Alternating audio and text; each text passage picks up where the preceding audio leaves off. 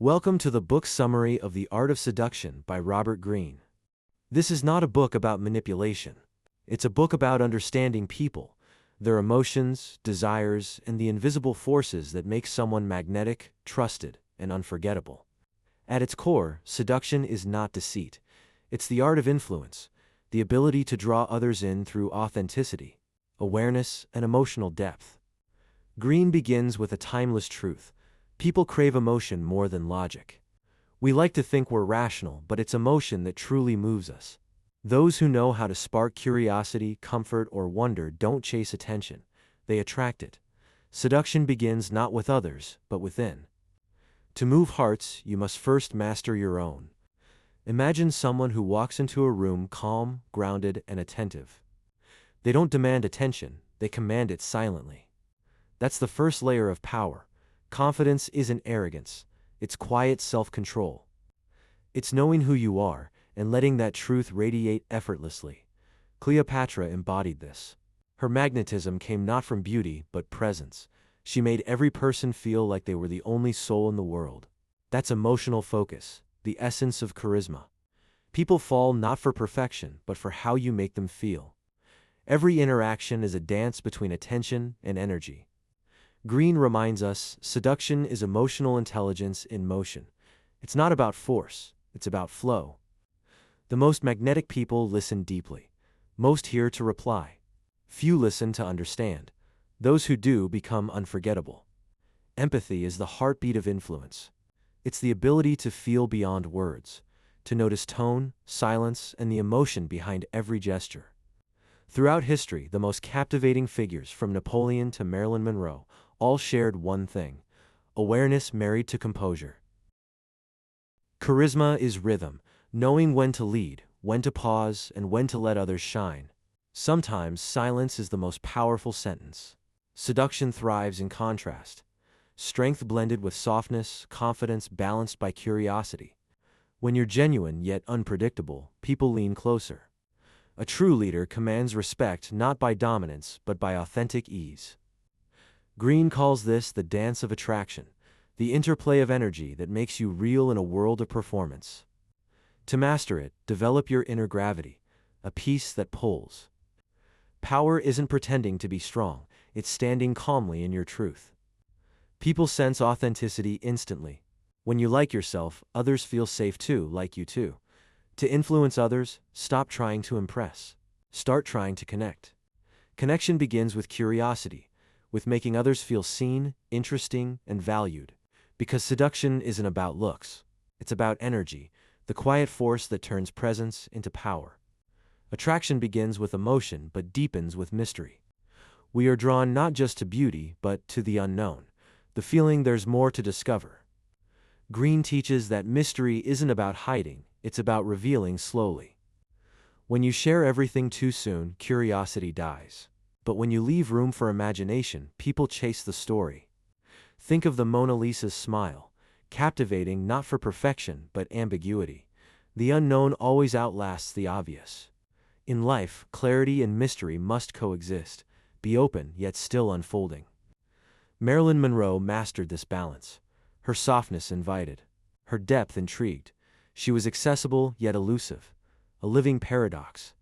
Greene calls this the aura of allure. When your energy whispers, "There's more to me than meets the eye." Confidence without arrogance. Warmth without need. Strength wrapped in curiosity. In a world that screams for attention, the one who listens calmly stands out the most. Most people don't remember what you said, they remember how you made them feel. Charm lives in emotion, not explanation.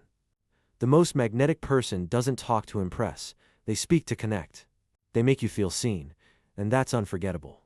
Presence is the rarest power in today's distracted world. When you're fully here, people feel it. Cleopatra wielded presence like a weapon. Time seemed to slow in her company. That same energy exists in leaders, teachers, and creators who make others feel valued. Presence communicates confidence. Distraction communicates weakness. When you listen deeply, move deliberately, and remain calm, people feel your gravity. Walk into a room grounded, and your calm becomes their calm. Your confidence becomes their trust. Presence is energy discipline. focusing your attention like a beam of light. It's the art of silencing inner noise, doubt, overthinking, and the need to perform. People are drawn to those who move slowly, speak with intention, and remain steady under tension. Their composure feels like safety. Think of a leader in chaos. If they panic, others crumble. If they're centered, others find strength. That's the invisible charisma of presence. Presence isn't dominance, it's rootedness. It's knowing that what's meant for you will be drawn to your steadiness. When you slow down, you create gravity, and gravity attracts everything.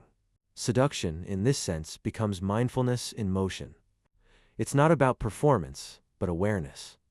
Attraction isn't what you do, it's what you project. And what you project comes from what you feel about yourself. Self-assurance isn't loud, it's quiet conviction. People can sense the difference between performance and peace. True confidence doesn't seek validation, it creates it. It's trust in your presence, even when no one notices yet. Confidence is silent, insecurity is noisy. The calm one always holds more power. Greene writes, the most seductive quality of all is self-possession. People chase what feels steady, because steadiness feels safe. Confidence isn't about knowing you'll win, it's about knowing you'll be okay either way. Every time you choose trust over doubt, you reclaim your power. Confidence is a practice, a daily conversation with your own worth. When you believe in yourself without apology, others start to believe in you too. The secret of charisma is inner alignment. When your energy, words, and actions match, people feel truth. The emotionally intelligent understand that every emotion we express is a signal, a language older than words. Before we spoke, we felt. And those who master the language of feeling can move others effortlessly. The most persuasive people don't argue, they resonate. They don't overpower emotion, they harmonize with it. To do this, you must see beyond masks. Everyone hides. Fear behind pride, pain behind humor, uncertainty behind control. The empathetic person connects beneath the disguise. That's why empathy is magnetic. It makes people feel safe to be real. Seduction, at its heart, is emotional translation, taking what others feel and reflecting it back with understanding. That's what great leaders, artists, and communicators do. They make people feel understood. Emotion moves decisions. When you guide it gently, you become unforgettable. But emotion without control is chaos, which is why confidence stabilizes influence. People are drawn to calm strength because it's rare. In a world full of noise, certainty feels like peace. Confidence doesn't mean never doubting, it means acting with faith despite doubt. Figures like Oprah Winfrey and Nelson Mandela didn't radiate dominance. They radiated certainty. Their peace became contagious. Influence isn't about control, it's about energy management. People feel your state before they hear your words. If your energy is anxious, others pull away. If it's grounded, they lean in. Energy is contagious. The steady become anchors. The chaotic become storms. That's why true power is emotional composure, the ability to remain centered when others lose balance. The powerful don't chase attention, they attract it through consistency and grace. Influence is revealed not in moments of comfort, but in moments of tension. Greene reminds us, the charismatic moves slower than the world. Stillness sends a message of control. I am enough. I don't need to rush. Charisma isn't performance. It's presence amplified by purpose. It's the intention to connect, not to conquer. The true seducer doesn't manipulate, they awaken. They help others see their own potential. Real charisma leaves people better than before they met you. Seduction, in its purest form, isn't about conquest, it's about connection. It's transforming tension into trust, strangers into allies, and moments into meaning. To attract others, first respect yourself. To influence the world, first master your inner world. Because energy always speaks before words do. In the end, the art of seduction is really about being fully human, sensitive, intentional, and aware of how emotions move between people. When you understand emotion, you understand influence. When you master presence, you master perception. And when you carry peace within, you project strength without.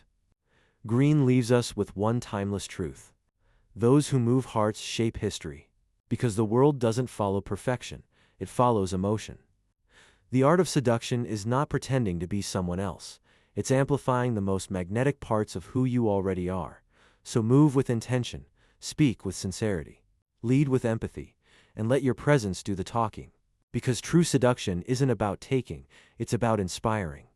It's about creating energy so magnetic, others rise when they're near you. That's the real art of influence. That's the art of seduction. And now we've reached the end of this summary. If you found it powerful or inspiring, make sure to subscribe for more cinematic book breakdowns, stories that awaken your confidence, deepen your awareness, and help you master the timeless psychology of influence.